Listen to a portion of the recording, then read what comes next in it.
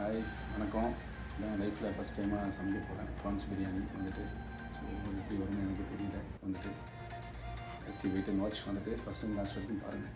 So first நம்ம வந்துட்டு rice brand ஆயிலில் வந்துட்டு குக்கரில் வந்துட்டு கொஞ்சமாக ஊற்றுறோம். இதெல்லாம் என்னென்னு தெரியுமா உங்களுக்கு வந்துட்டு? எனக்கு தெரியாது, பட் இதெல்லாம் எடுத்து வச்சுருக்கேன் வந்துட்டு போடலாம் அப்படின்னு சொல்லிட்டு. சாப்பிடும்போது கொஞ்சம் டேஸ்ட் கிடைக்கும்னு சொல்லியிருக்காங்க வந்துட்டு. இதெல்லாம் பார்த்துருக்கேன். சரி நம்ம போடுவோம் ஒன்று ஒன்றா. அப்படியே கொட்டுவோமா? ஓகே. அடுத்தது வந்துட்டு 2 பெரிய வெங்காயம் வந்துட்டு கட் பண்ணியிருக்கேன். அதை குக்கரில் போட்டு எடுத்து தாளிப்போம்.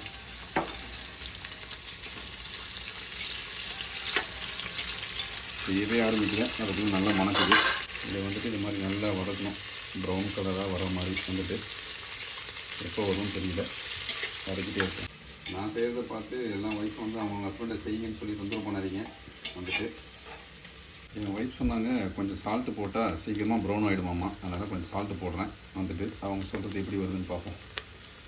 வதக்கிறேன் ப்ரௌனே ஆக மாட்டேது. இது போதுமான்னு தெரியல, கையெல்லாம் வலிக்க ஆரம்பிச்சிருச்சு. ப்ரௌன் கலர் ஆயிடுச்சா? அந்த மாதிரி லைட்டாக தெரியுது வந்துட்டு. இப்போ நான் வந்துட்டு 1 ஸ்பூன் அளவுக்கு காஷ்மீரி ரெட் சில்லி பவுடர் போட போகிறேன் வந்துட்டு. நல்லா பாருங்கள்.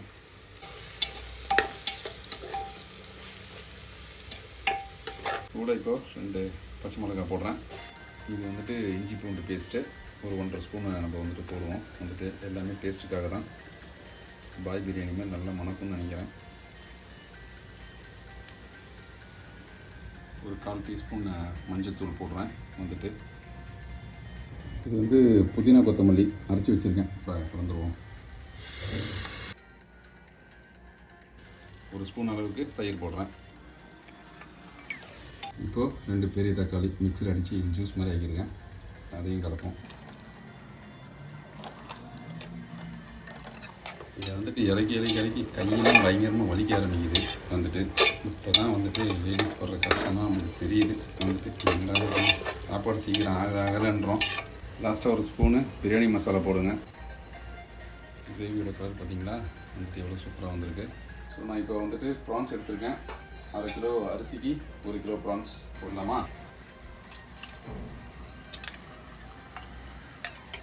ஓகே, போட்டாச்சு.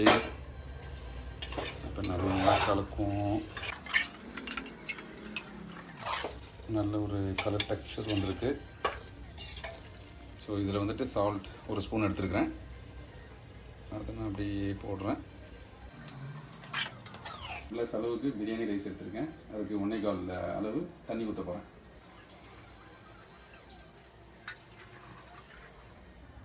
தண்ணி ஊற்றிட்டேன்.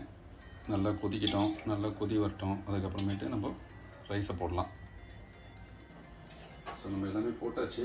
இப்போ லைட்டாக உப்பு இருக்கான்னு பார்ப்போம். நம்ம வந்துட்டு எல்லாம் போட்டால் உப்பு மறந்துட்டோம்னா டேஸ்ட் இருக்காது.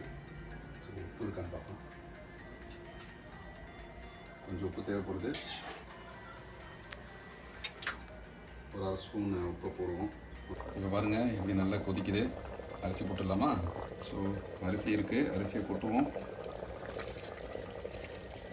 ஓகே, லைட்டாக அங்கங்கே செதுருது, பரவாயில்ல வந்துட்டு. ஃபஸ்ட் டைம் இல்லையா, கொஞ்சம் எப்படி செதறதாக இருக்கும், அட்ஜஸ்ட் பண்ணிக்கிங்க. நீங்கள் கொட்டும்போது கரெக்டாக போட்டுங்க.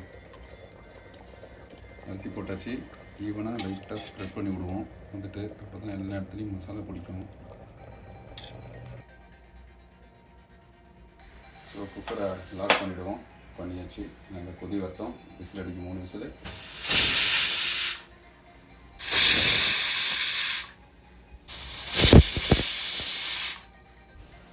வந்துருச்சு. ஸ்டவ் ஆஃப் பண்ணிவிட்டு கொஞ்ச நேரம் வெயிட் பண்ணி ஓப்பன் பண்ணி பார்ப்போம். குக்கர் விசில்லாம் முடிஞ்சிருச்சு. இப்போ நம்ம வந்துட்டு குக்கரை ஓப்பன் பண்ணுவோம். வாங்க பார்ப்போம். இப்போ பாருங்கள், ஸ்மெல்லு தூக்கலாக இருக்குது. ஸோ இப்போ நெய் வந்துட்டு நம்ம 1 ஸ்பூன் அளவுக்கு இதில் ஊற்றுவோம். இந்த டைமில் நீங்கள் ஆட் பண்ணிங்கன்னா தான் அதோட டேஸ்ட்டு இன்னும் சூப்பராக இருக்கும். நம்ம இப்போது லைட்டாக கிளறுவோம் வந்துட்டு.